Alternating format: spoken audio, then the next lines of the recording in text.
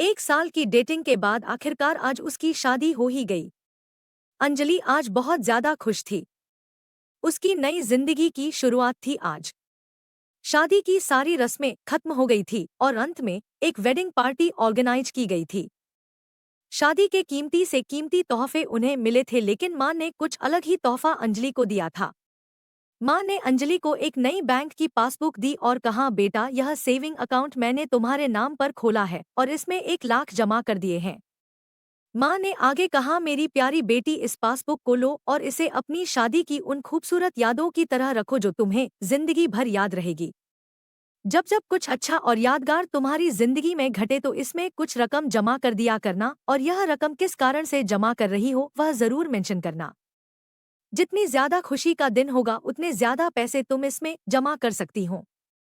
पहली राशि मैंने तुम्हारे लिए जमा कर दी है, अब इसे आगे तुम अपने पति के साथ बढ़ाना। और जब कई सालों बाद तुम इसे देखोगे तो तुम्हें पता चलेगा कि तुमने अपने जीवन में एक दूसरे के साथ कितने खुशी के पल साथ में जिए हैं। अंजलि ने बाद में यह बात अपने पति को भी बताई।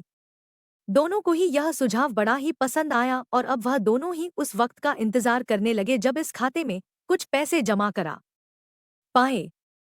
महीनों बाद उनकी पासबुक कुछ इस तरह से दिखने लगी। 19 जनवरी 10,000 शादी के बाद पति का पहला बर्थडे मनाया। 27 फरवरी 20,000 पत्नी को नौकरी मिली। 25 मई 20,000 वेकेशन शिमला में। 3 जून 50,000 पत्नी प्रेग्नेंट हुई। 22 जुलाई 40,000 पति को प्रमोशन मिला और ये सिलसिला आगे बढ़ता रहा। पर जैसे जैसे समय बीतने लगा, साल बढ़ने लगे, दोनों में झगड़े होने लगे। छोटी छोटी बातों पर वे अक्सर एक दूसरे के साथ बहस करते, कभी कभी बिना बात के ही झगड़ा करने लगते। धीरे धीरे दोनों के बीच बातें बंद हो गई। वह दोनों ही अब अपने शादी के फैसले पर पछताने लगे। दोनों को ही ऐसा लगने लगा कि उन्होंने दुनिया के सबसे घटिया इंसान से शादी की है। शायद उनके बीच का वह प्यार कहीं गुम हो गया जो पहले था। एक दिन अंजलि ने अपनी माँ से बात की, माँ, अब हम साथ नहीं रह सकते। हम दोनों ने ही यह फैसला लिया है कि अब तलाक लेकर अलग हो जाए। मुझे समझ में नहीं आ रहा है कि मैंने ऐसे इंसान के साथ शादी करने का फैसला कैसे लिया था। उसकी माँ ने कहा, बिल्कुल, इसमें कोई बड़ी बात नहीं है। तुम वही करो जो तुम्हारा दिल कहता है। अगर तुम दोनों ही साथ नहीं रहना चाहते तो अलग होने में ही भलाई है। लेकिन उससे पहले एक काम करो, तुम्हें वह पासबुक याद है जो मैंने तुम्हें तुम्हारी शादी के दिन दी थी? सबसे पहले उस खाते में जमा सारे पैसे निकालो और उन्हें खर्च कर डालो। तुम्हें ऐसी कमजोर शादी का कोई भी रिकॉर्ड नहीं रखना चाहिए। अंजलि अपने माँ की बात से सहमत थी, इसलिए वह वहां से सीधे बैंक चली गई और बैंक में लाइन में लग गई ताकि उसे अकाउंट को बंद करवा सके। जब वह लाइन में खड़े होकर इंतजार कर रही थी तब उसने एक नज़र उस पासबुक के अंदर लिखे रिकॉर्ड्स पर डाली। उसने पढ़ा और पढ़ती गई। वह सारी खुशियाँ, आनंद के पल जो उसने अपने पति साथ जिए थे, सब उसकी आंखों के सामने आ गए और उसकी आंखों में आंसू आ गए। वह तुरंत वहां से अपने घर पहुंची।